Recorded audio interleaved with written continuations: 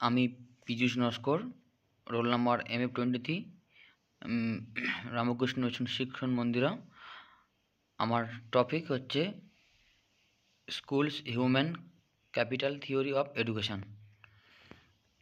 প্রথমে বলা যায় যে এর ভূমিকার দিকে আমরা যদি দেখি, তখন দেখা যাবে যে মানব পুঁজি তত্ত্ব বা হিউম্যান ক্যাপিটাল থিওরি হলো অর্থনীতিবিদদের একটি ধারণা, যেটা আমরা এডুকেশনের ক্ষেত্রে ব্যবহার করে থাকি। মানব পুঁজি তত্ত্ব বা হিউম্যান ক্যাপিটাল থিওরি পড়ার আগে আমাদের জানা দরকার যে ক্যাপিটাল জিনিসটা কী। ক্যাপিটাল সম্বন্ধে আগে আমাদের একটা ধারণা নিতে হবে যে ক্যাপিটাল হলো cash or good use to generate income either by investing in a business or different income property. অর্থাৎ ক্যাপিটাল হলো যে টাকা বা পণ্যগুলি একটি ব্যবসা বা বিভিন্ন আয়ের সম্পত্তিতে নিয়োগ করে আয় তৈরি করতে ব্যবহৃত হয়। ধরো আমরা কোনো ব্যবসা শুরু করার আগে তার আয়ের সম্পত্তি বা জিনিসপত্রের মধ্যে টাকাটাকে ইনভেস্ট করি এবং তারপর সেই টাকাটাকে ইনকাম করি। ঠিক এরকম পাশে একটা উদাহরণ দেওয়া আছে যে একটা কেক শপ থেকে আমরা একটা কেকের সব মানে যে প্রয়োজনীয় মেটেরিয়ালস লাগে, সেই কী লাগে সেটা প্রথমে আমরা ইনভেস্ট করি, সেখানে তারপর আমরা টাকাটা ইনকাম করি। এই যে টাকাটা ইনকাম করা, এটাই হচ্ছে জাস্ট ক্যাপিটাল। তারপরে বলছে মানব সম্পদ তত্ত্ব, বলছে হিউম্যান ক্যাপিটাল থিওরিটা কি। মানব মূলধনকে আমরা বাংলায় প্রথম মূলত বলে থাকি যে মানব পুঁজি তত্ত্ব। যে এই দুজন ব্যক্তি প্রথম, যে গ্যারি বেকার এবং থিওডর শুল্টজ 1950 এবং 1960 দশকের দিকে মানব মূলধন তৈরি করেছিলেন। আর মানব মূলধন বলতে কি, human capital is knowledge, skill, ability of the people employed না। অর্থাৎ এখানে বলেছে যে হিউম্যান ক্যাপিটালটা কী হচ্ছে, মানব সম্পদ তত্ত্বটা কী জানি না, হচ্ছে যে মানুষের যে মূলধন, তাহলে কোনো একটি সংস্থা বা অর্গানাইজেশনে নিযুক্ত লোকেদের জ্ঞান, দক্ষতা, ক্ষমতা, মনে করো একটি ক্ষমতা, এইগুলো ধর কোনো একটা ইনস্টিটিউশনের ক্ষেত্রে যেসব লোক নিযুক্ত থাকে, সেই নিযুক্ত লোকেদের জ্ঞান, দক্ষতা, অ্যাবিলিটি, এই সবগুলোকে একত্রে বলা হয় হচ্ছে মানব সম্পদ তত্ত্ব বা হিউম্যান ক্যাপিটাল থিওরি। আর হিউম্যান ক্যাপিটাল থিওরি করতে TW স্কুলস মানে শুল্টজ এর ভূমিকা অধিক আছে। তা মানব মূলধনের প্রকারভেদের আমরা যদি দেখি, এখানে যে টাইপ অফ হিউম্যান ক্যাপাবিলিটি, এখানের মধ্যে আমরা বিভিন্ন বিভিন্ন বলতে এখানে 4টি ভাগে ভাগ করা হয়েছে, তা নিম্নে সেটা বর্ণনা করা হলো। একটা হচ্ছে ইকোনমিক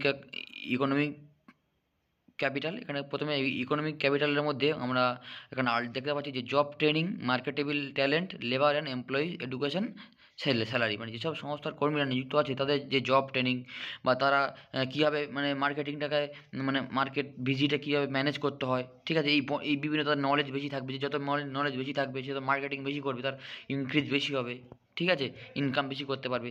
সিম্বলিক ক্যাপিটালের মধ্যে যেখানে 3 থাকবে ল্যাঙ্গুয়েজ, কমিউনিকেশন, ইন্টারাকশন। এখানে মূলত বলা হয় যে কমিউনিকেশনটা হলো একটি গুরুত্বপূর্ণ বিষয়। যদি কোনো সেক্টরের ক্ষেত্রে যে কমিউনিকেশনটা ল্যাঙ্গুয়েজে ভাষার মাধ্যমে হয়ে থাকে, সেটা হচ্ছে ল্যাঙ্গুয়েজের মাধ্যমে হয়ে থাকে। আর হচ্ছে সোশ্যাল ক্যাপিটালের মধ্যে কী বলেছে, সোশ্যাল ক্যাপিটাল হচ্ছে এখানে মূলত যে ইন্ডিভিজুয়াল কোনো অনুপ্রেরণা করা হবে, যে কোনো এমপ্লয়ি তার সোশ্যাল রিলেশনটি উন্নতি করতে পারে, প্রভাবিত করতে পারে, যে সোশ্যাল ক্যাপিটালটা উন্নতি হবে। সে যদি তার নিজের সোশ্যালটাকে মানে সামাজিক অবস্থাটাকে তুলে ধরতে পারে, তাহলে তার সোশ্যাল ক্যাপিটালটা উন্নতি হবে। কালচারাল ক্যাপিটালের মধ্যে গিয়ে থাকবে ভ্যালু এবং নর্মস। যে সমস্ত অর্গানাইজেশনের কর্মীরা নিযুক্ত থাকে তাদের মধ্যে যে ভ্যালু ও মূল্য আর নর্মস, অর্থাৎ যে ইথিক্যাল ব্যাপারটা যেন বর্তমান থাকে। মানব সম্পদ তত্ত্ব যে মানব পুঁজি তত্ত্বের টিওয়ার্ডসের ভূমিকা কী। থিওডর ডব্লিউ স্কুলসের জন্ম হয়েছিল 1902 সালে এবং মৃত্যু হয়েছিল 1998 সালে। তিনি ছিলেন একজন অর্থনীতিবিদ যিনি হিউম্যান ক্যাপিটাল থিওরির বা পুঁজিতত্ত্বের প্রবক্তা। তিনি যুক্তি দেন যে শিক্ষা ও প্রশিক্ষণ কেবলমাত্র ব্যয় নয়, বরং এটি ভবিষ্যতের জন্য একটি বিনিয়োগ। অর্থনৈতিক প্রবৃদ্ধি ও উন্নয়নে শিক্ষার ভূমিকা ব্যাখ্যা করতে গিয়ে স্কুল দেখিয়েছেন যে শিক্ষা ব্যক্তির উৎপাদনশীলতা বৃদ্ধি করে, যা সামগ্রিকভাবে সমাজের অর্থনৈতিক অগ্রগতিতে অবদান রাখে। তারপরে যদি আমরা দেখি যে স্কুল যে 1961 সালে যে ইনভেস্টমেন্ট ইন হিউম্যান ক্যাপিটাল শীর্ষক প্রবন্ধটি তিনি বিশাল নাম খ্যাতি লাভ করেছিলেন। এছাড়াও তার সম্বন্ধে বিভিন্ন বড় বড় বৈজ্ঞানিকরা কাজ করেছেন, গ্যারি বেকার, জেকব মিনার, পল রোমার। এছাড়াও আমরা এগুলো দেখতে পাই। টি স্কুল যে মানব পুঁজিতত্ত্বের যে প্রধান উপাদানগুলি যেগুলো থাকে, সেই প্রধান উপাদানগুলি এখন আমরা দেখব। প্রধান উপাদানগুলো কী থাকবে, 1 নম্বর উপাদান কী বলেছে, শিক্ষা। তার শিক্ষাটা আমাদের মানে এডুকেশন আমাদের ম্যান্ডেটরি, যে শিক্ষা মানুষের দক্ষতা বাড়ায়, ফলে তার অর্থনৈতিক উৎপাদনশীলতা অধিক অবদান রাখতে পারবে। 2 নম্বর যদি প্রশিক্ষণ ও দক্ষতা উন্নয়ন। আমরা যদি ট্রেনিং না করি, কারোর থেকে যদি পেশাগত মানে প্রশিক্ষণ কর্মীদের যদি আমাদের না থাকে, তাহলে আমরা কি উন্নতি করতে পারবো? পেশাগত প্রশিক্ষণটা আমাদের থাকতেই হবে, তার ফলে আমরা উন্নতি লাভ করতে পারবো।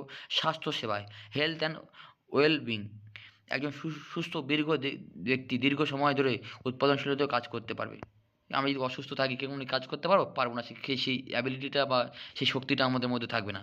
মাইগ্রেশন, যখন মানুষ যখন উন্নত চাকরির জন্য এক অঞ্চল থেকে অন্য অঞ্চলে যায় তখন উৎপাদনশীলতা বাড়ে ও জাতীয় অর্থনীতিতে তার অবদান থাকে। স্থান পরিবর্তন করা যেটাকে বলা হয়। গবেষণা ও উদ্ভাবন, উচ্চশিক্ষিত ও দক্ষ কর্মীরা নতুন ও প্রযুক্তি ধারণা তৈরি করতে সক্ষম হয়ে থাকে।